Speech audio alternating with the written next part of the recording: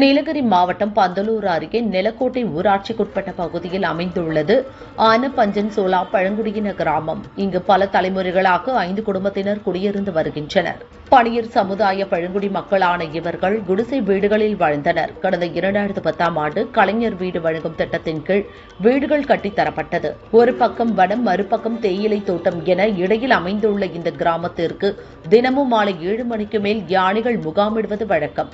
சிறுத்தைகளும் அடிக்கடி வந்து செல்லும். தற்போது வீடுகள் அனைத்தும் விரிசல் அடைந்து மேல் கூரைகள் உடைந்து சிதிலமடைந்து இடிந்து விழும் நிலையில் காணப்படுகிறது. மழைக்காலங்களில் மழைநீர் ஒழுகுவதால் படுத்து உறங்கக்கூட முடியாத நிலையில் மக்கள் திண்டாடி வருகின்றனர். கூரை விழுந்துவிடுமோ என்ற அச்சத்தில் கம்புகளால் முட்டுக் கொடுத்துள்ளனர். அப்புறம் அந்த ஓட்டுக்கு மட்டும் எல்லாரும் தேடி வருவாங்க. அப்ப மட்டும் நாங்க வேணும். அப்ப இந்த வீடெல்லாம் ஒழுகுது. வீடு ஒழுகுனாலும் அதுல நாங்க நைட்டுக்கெல்லாம் இருக்க முடியாது. நைட்டுக்கு சிலப்ப இடிஞ்சு விழுந்தாலும் விழுந்திரும். எங்க பிள்ளைங்களை வச்சு நாங்க வெளியே தான் படுத்துக்கிட்டு இருக்கிறோம். அந்த வெளியே படுத்து இந்த பனி தண்ணி எல்லாம் பிள்ளைங்க மேல தான் இருக்கும். ஆனா அந்த பிள்ளைங்களுக்கு ஏதாச்சும் ஒண்ணு வந்தா அதுல யாரும் வந்து எட்டி பார்க்க மாட்டாங்க. எங்களுக்கு வீடு ஒண்ணு வேணும்னு சொல்லி நாங்க இருக்கிறோம்.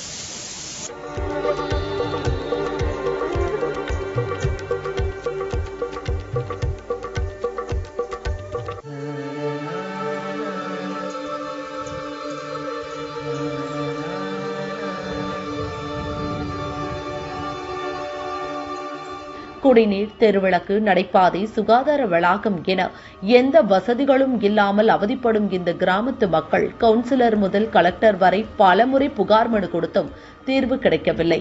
இதனால் எப்போது குடியிருப்புகள் இடிந்துவிடுமோ என்ற அச்சத்தில் இரவில் யானைகளால் பாதிப்பு ஏற்பட்டாலும் பரவாயில்லை என்று வீடுகளுக்கு வெளியில் படுத்து உறங்கும் மரண வாழ்க்கை நடத்தி வருகின்றனர். வாழ்வாதாரம் இழந்து பரிதவிக்கும் பழங்குடியினர் நலன் கருதி மாவட்ட நிர்வாகம் நேரடி ஆய்வு செய்து இந்த கிராமத்திற்கு புதிதாக குடியிருப்புகள் மற்றும் குடிநீர், தெருவிளக்கு, நடைபாதை வசதிகளை ஏற்படுத்தி தர வேண்டும்.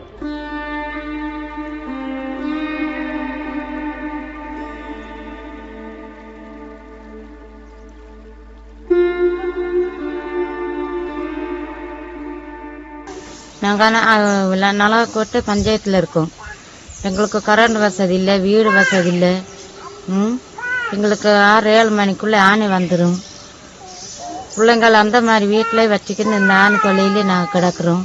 எப்போ உடஞ்சி போகுதோ இந்த மாதிரி மழை காற்று வந்த காற்று மழை வெள்ளம் வந்தால் அது அப்படியே ஒழுகும் தண்ணி வீட்டில். அந்த மாதிரி தண்ணியில தான் நாங்கள் படுத்து தூங்குறது, சாப்பாடு உண்டாக்கி சாப்பிட்றது. அந்த மாதிரி வீட்டில் தான் கிடக்குறோம்.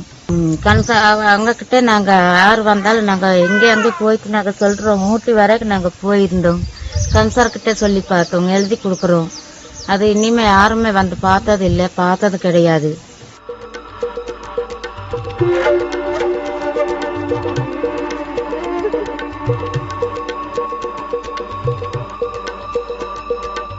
Thank you.